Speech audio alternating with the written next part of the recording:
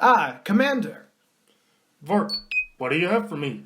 I selected 3 more books from their containment units. They're called shelves. Thank you, Voot. I surveyed their front portions and selected the ones which seemed the most interesting. Well, put them in the machine and see. Right away. Are you ready, Omni? Ready, operator, Vork. Here we go. After receiving a message from my good friend Hemlock Shoals, urging me to come over to his flat at 223 Baker Street immediately, I dropped everything that I was doing and got for a cab. Where did the doctor go? Dr. Thompson will be back soon.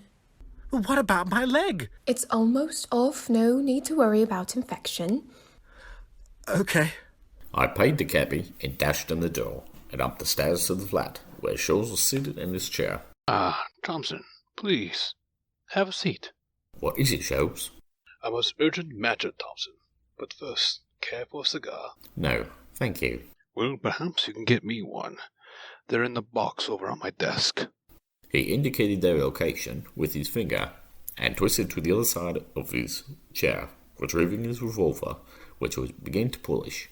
I proceeded to the desk and opened one of the boxes on top of it. There was no cigars inside, but it was not empty. Shoals. That's not the right box, Doctor. I say, Shoals, this is the Imperial crown. I turned to find myself staring down the barrel of Shoals' revolver. That wasn't the right box. I say, Shoals, what is this all about? You tell me, Doctor. Use my methods you've learned over the years and deduce the truth. I stammered as I stared at the weapon in his hand. I would say it appears that That I what? So the Queen's crown. Is that what you think of me, Doctor? Yes. What a shame. Shoals withdrew the pistol as wide grin overtook his face, and a gleam appeared in his eyes of a schoolboy whose teacher had been sat on attack. I breathed a sigh of relief. It had been another one of his dry pranks. You see, Thompson, yesterday a royal messenger was dispatched to Bleecker Street with a request. It would seem our old foe, Moriichi, has returned, and has plans to steal the crown jewels. Moriichi returned? By Jove, Shoals, I thought he was dead. As I did. But he's... You and he fell off the cliff and fell into the frigid waters below. And then after you were both washed out to sea, you landed in France, where you fought through the war and into a burning shed, which collapsed on top of you and was subsequently shelled 20 times in rapid succession. Yes. But you forgot one thing, Thompson. What, Shoals? Well, Thompson, here I stand before you, very much alive. Quite right, Shoals. I should never bring it up again. No worries, old fellow. Now, shall I tell you the rest of my story? Yes, please, Shoals. For instance, how did you know Moriarty was striking out for the jewels? Because he wrote to them with his intentions. He is a most courteous villain. Indeed. I sent a messenger back to the Queen with my acceptance of the case. Oh, and incidentally, Thompson, this must remain confidential. Quite so, Shoals. How do you spell confidential? As it sounds. Ah, right then. What is the plan? It's quite simple. Moriichi has been made aware of the present location of the jewels for some of my underworld contacts. At precisely midnight, he will arrive there through our second window in an attempt to steal the crown.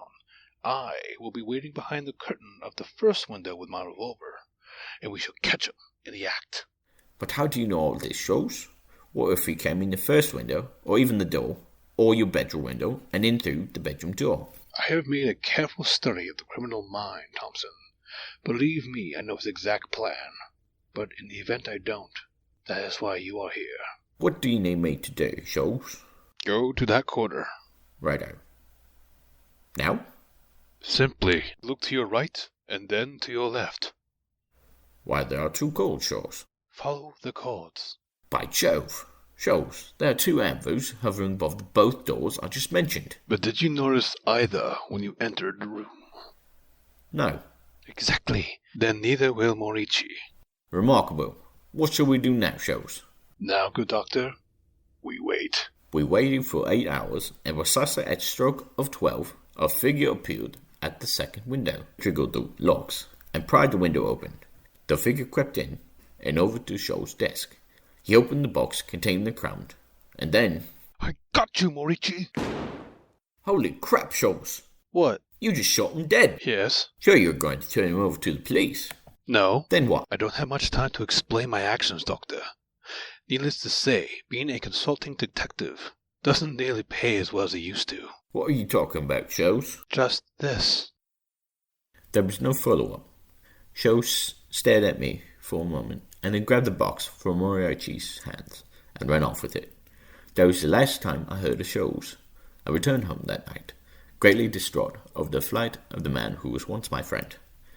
My wife was there to kiss me, and we took to our bed. Is the doctor back yet? No. Okay. I suppose this may be the last entry in the Shoals series. To my publishers, but especially to my dear reader, I apologize. But there was nothing else I can do. Thank you for the many years of loyal readership, and continue to buy the Beach magazine. Yours truly, Dr. James Thompson.